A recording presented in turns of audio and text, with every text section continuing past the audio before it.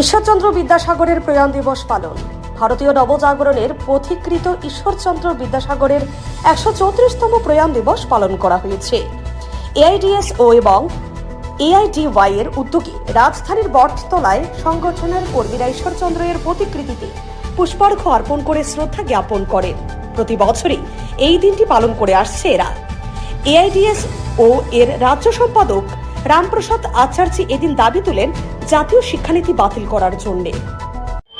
আজ 29 জুলাই ভারতবর্ষের নবজাগরণের পথিকৃৎ প্রাণপুরুষ এবং আধুনিক শিক্ষার প্রচলন, ধর্মনিরপেক্ষ বৈজ্ঞানিক গণতান্ত্রিক শিক্ষার যে চিন্তা উনি করেছিলেন, মহান মানুষ ঈশ্বরচন্দ্র বিদ্যাসাগরের 134তম প্রয়াণ দিবস। আমরা সারা দেশব্যাপী যথাযোগ্য মর্যাদার সহিত এআইডিএসও ছাত্র সংগঠন, এআইডিআইও যুব সংগঠন, এআইএমএসএস যৌথভাবে সারা দেশব্যাপী এই দিনটি পালন করছি।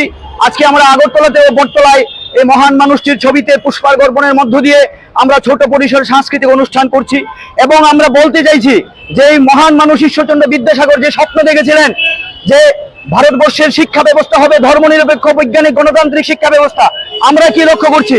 আপনারা জানেন 2020 সালে আমাদের ভারতবর্ষে এই আজকের দিনে 29 জুলাই 2020 জাতীয় শিক্ষানীতি 2020 চালু করেছে এনইপি, ন্যাশনাল এডুকেশন পলিসি।